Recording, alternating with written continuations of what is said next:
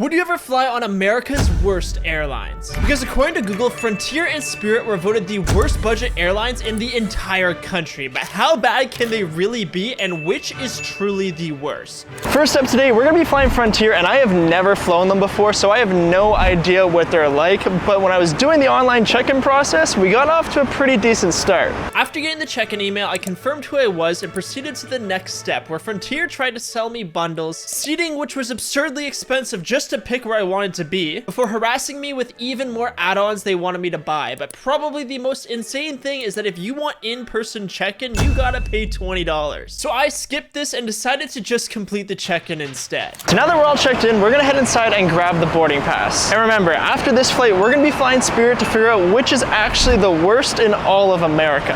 But it is way too early for this. It's like 4:30 in the morning. So after making my way into the airport, I began looking for the Frontier area, which was completely empty because of the $20 you needed to pay to use them, but there were these kiosks. So naturally, I tried to use them to check in, but it turns out that these are only for your checked bags. And the only way to get your boarding pass is printing it off beforehand or using their mobile app. Well, that was one of the weirdest check-in processes I have ever done. I have flown a lot of budget airlines like Spirit, Ryanair, and a bunch of others, and no matter how bad they're rated, you could actually print your boarding pass at a kiosk or in person. So it's kind of strange, but at least we got it. And today we're actually TSA pre-checked approved, which means security is going to be super quick. So let's go do that now, and then we'll be able to find our gate before boarding the Frontier flight. And since I was TSA pre-checked, I made my way through security at record pace, and luckily my flight was still on time for today. You know, I'm starting to realize that maybe it's just the Canadian and European airports that don't like me, because security here was super fast, and every single time I've gone to the States, I don't think I've been double inspected yet, but whenever I fly out of Canada or Europe, I'm always getting randomly selected. So I guess I just look suspicious in those two places. And you see, normally at this point, I'd be looking for a lounge, but because Frontier is a budget airline and on the smaller side, they don't have any lounges in their terminal, because the way these budget airlines work is they're usually in the crappier terminals. So it looks like we're just gonna have to suffer. In fact, most budget airline flights are first thing in the morning because it is cheapest for them to use the airport at this time. So all of the stores were closed, including food, which sucks, but that's what happens when you get to the airport at 5:30 in the morning for a 6:35 a.m. flight. And while we're on the topic of budget airlines, I'm gonna explain to you exactly what they are because they operate a little bit different from a normal airline. And if you've never flown them before or just don't understand how they work, it can be confusing and frustrating. So basically, a budget airline is extremely cheap for the base fare, but if you want to bring a carry-on or any checked bag, you're going to be paying a lot of money. On top of that, during the flights themselves, the seats are generally awful, food and drinks aren't included, but it still does get you from point A to point B. But anyways, my flight is supposed to board now in about 15 minutes, but before we do that, I want to read you guys some of the reviews about Frontier, just so we can understand why everyone says they are so terrible. Right off the bat, Frontier is ranked last in America, but to make things worse, they're closing check-in and bag drops earlier than any other airline. They're ranked #1 for kicking people off the plane and forcing them onto another flight, along with the high. Yeah, if you're traveling Frontier, guys, or any of these other airlines, they're smaller airlines. They're not going to be as big as a United, American, or Delta, or anything else. But you have to understand that what you pay is basically what you get. So if you're going to buy a ticket from Atlanta to Miami Beach, it's probably going to be cheap just because it's closer. A lot of these airlines are Frontiers and Spirit. They don't go international at all. They only stay close by, and a lot of the times, unfortunately, people on these flights tend to misbehave. A lot of people tend to fight just because, once again, like, they can't afford to go to Delta or United, so they're gonna misbehave. I mean, if you pay what you get. So at the end of the day, if you go buying a ticket with Frontier, I suggest you do your research, get on YouTube and watch some reaction videos or some research videos. But overall, these airlines are they're cheaper. It's like if you're buying a Toyota, you have low expectations. If you buy a BMW, you have high expectations. So Frontier, I'm not saying they're the worst out there or the best, but at the end of the day, they just get the job done. If you have an emergency, you have to go somewhere, just pick Frontier. If you want to be comfortable, you want to have comfort, first class, you want to get drink services, then you pick the other airlines. highest passenger complaint rate in all of 2022, but it gets worse. They've even completely canceled their customer service call line, have more terrible reviews than any other category combined, and because of this, people have said this about them and that they are literally the worst airline ever. So obviously after reading those, I am slightly terrified, but it is now time to finally board. So let's see how bad Frontier actually is. And after making my way through the airport, when I got to the gate, it was just in time because boarding had begun. But now, while I was in line, I noticed a little bit of a commotion because the Frontier staff were pulling people aside to make them size their bags. And if the bags were even slightly too big, then people were being charged. Morning. Hi. How are you? Would like this one. Thank you. You're welcome. Nice for you. Damn, that's crazy. They made me show my backpack because they thought it was oversized, even though this one has been flying on Spirit, Ryanair, and pretty much any airline I've ever flown on. Questionable start.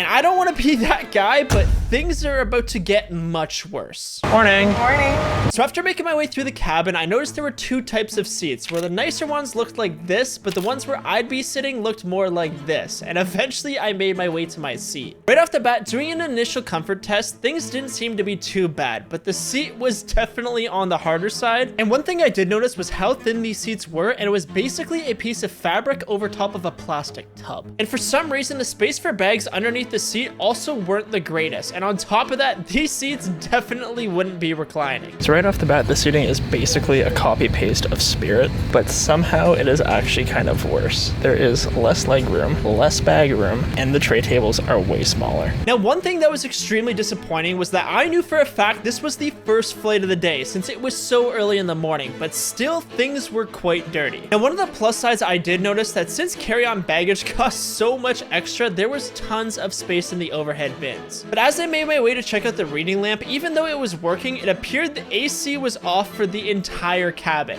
which in the Florida heat quickly became a sauna, but soon enough we were pushing back from the gate and making our way towards the runway. For the first flight of the day, I was going to be flying from Fort Lauderdale, Florida to Atlanta, Georgia, and soon after making it to the runway, it was time to get into the sky.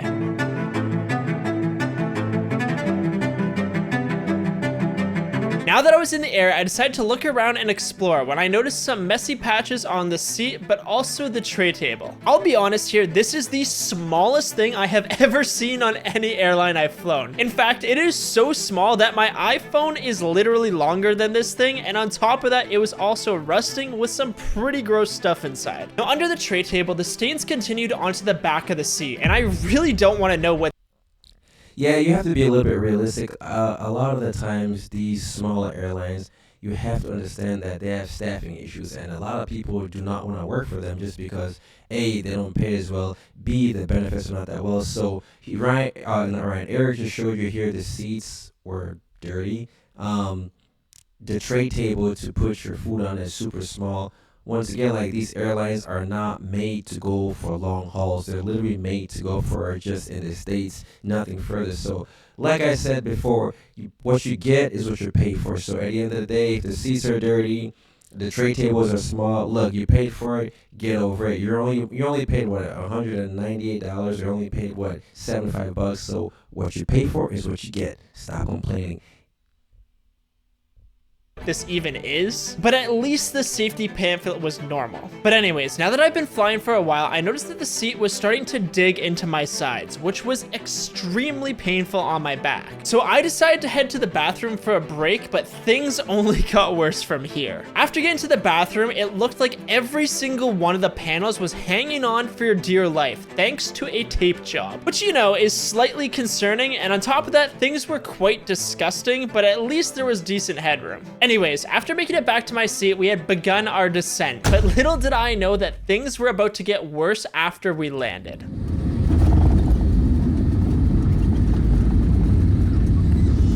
For some reason, as we taxied to the gate, we ended up stopping because there was another Frontier plane parked in our gate. So we ended up waiting for nearly an hour. During this time, people began walking around and were getting quite frustrated. But finally, we began moving again and arrived at our gate.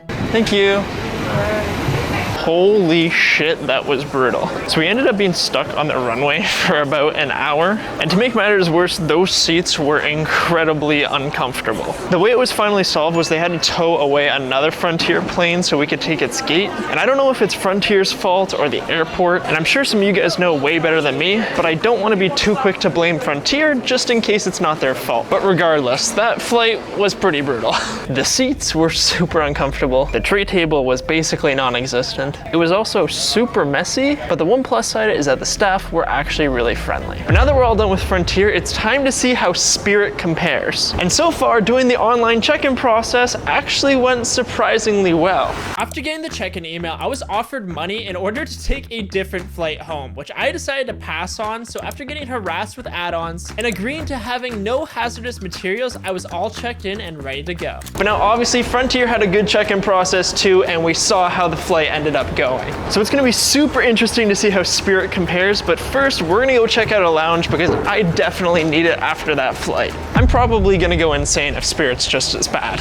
So after making my way through the airport, I arrived at the Club Atlanta. For breakfast, there was cereal, oatmeal, eggs, and a bunch of other things. So I decided to load up along with a massive glass of alcohol. And after exploring the lounge a bit and seeing what it had to offer, it was time to head back towards my gate. So I've been to that lounge before and I thought this time it might be better, but it's still a solid 4 out of 10. It's a little bit dated, the food options are extremely limited, and on top of that, the food just really isn't the greatest. Another thing that I found super weird about that lounge too is they had a wait list even though it was practically empty. But the one silver lining is that the staff were quite friendly. But anyways, my Spirit flight is now supposed to board in about 15 minutes, but A lot of these clubs that you go to in different airlines, different states, different countries, Eric just mentioned they had like a wait time. All they're really doing is just like a nightclub.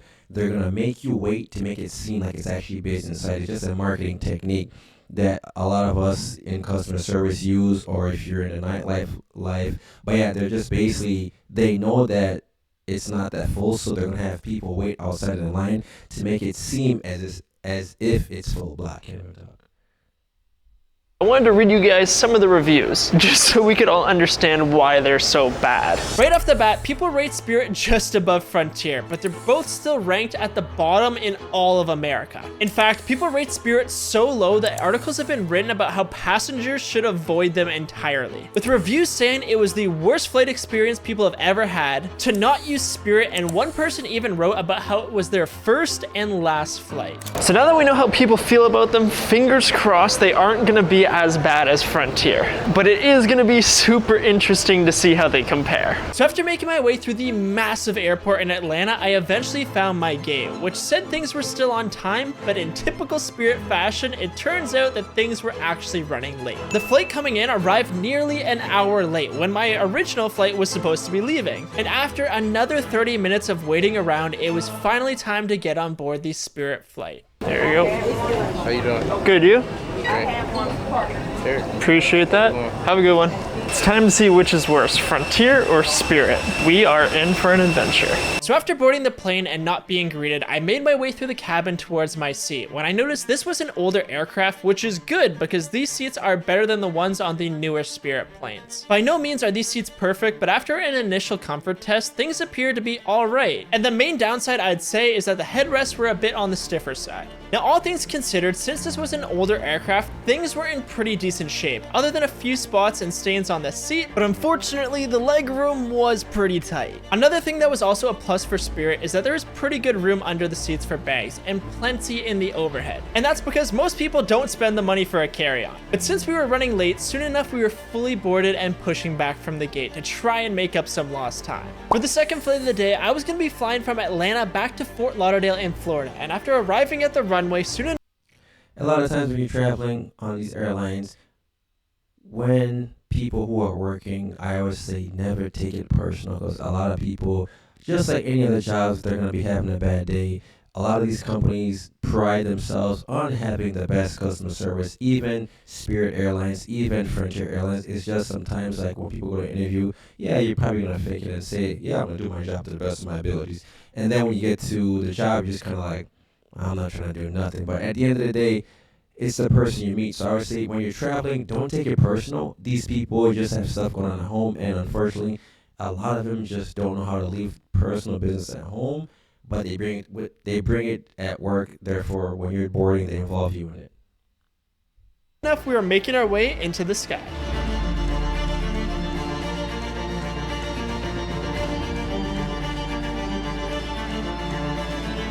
Now that we were in the air, the first thing I wanted to check out was the tray table, which was definitely on the smaller side, and to make matters worse, the table was also slightly broken. But funny enough, I'd still rather this over whatever the thing was on Frontier from earlier. Making my way down to the pouch, this one wasn't stained like the one on Frontier, and the safety pamphlet was in pretty decent shape too, which was nice to see. Now, similar to Frontier, everything on Spirit would cost you extra, meaning there was no free snacks, and even if you wanted water, that's gonna cost you a whopping $4 just for a bottle, which is insane. Now, remember earlier when I said that these seats appeared to be half decent? Well, after getting halfway through the flight, my back was starting to get a little bit sore, but luckily nowhere near the pain of Frontier. So I decided to make my way to the bathroom in order to give myself a little break. Now, we all remember Frontier's bathroom, which had panels taped to the wall, being a complete disaster. But luckily, the bathroom on the Spirit flight was surprisingly clean and everything you'd normally expect, and the headroom was also quite good.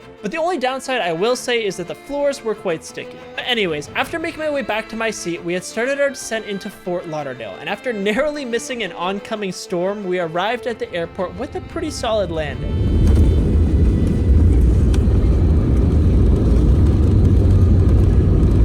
So now the big question remains, which is truly America's worst budget airline? Well, I don't think this one needs much of a debate, because just like the reviews say, I'm gonna have to agree with them and say that Frontier was definitely the worst. But if you enjoyed this video, make sure to check out this one next, where I flew your... Alright guys, just a few questions for Eric. For a lot of us who are a little bit taller, you showed in the video leg room on Spirit and Frontier. I guess my question to you is, how tall are you? Because a lot of people are over 6 feet, over 6'6", or whatever, or under. So maybe next time in the video, mention how tall you are. Number two, Spirit has no TVs. He said water bottles $4. Like I said about Frontier, all these airlines, you're basically are paying for a cheap flight. You're not paying to be comfortable. You're not paying to be in first class, or I don't think they have first class, or all the amenities. You're basically paying it's like you're in New York. You get on the train, you go, you get there, you get off. So all these airlines, their main focus is not really comfort. Their main focus is just to get you from Fort Lauderdale to Atlanta back. So don't take it personal. If you're ever traveling, these airlines' job is just to get you there and back. Fun fact about Spirit Airlines that a lot of people don't know: Spirit Airlines is actually one of the safest airlines to travel with, which means there is no record of Spirit Airlines ever being in any accidents. Now, if you watch the news, you'll never hear anything about Spirit Airlines being in any accidents. This is something that they don't tell you. I will link the article in the description below to show you that Spirit is actually one of the safest airlines. As always, guys, Sony reviewed it. We just did a review and reaction video to Eric, who was on Spirit Airlines and Frontier Airlines, flying from Fort Lauderdale to Atlanta back and forth to see it was. Until next time, world, safe travels if you are traveling.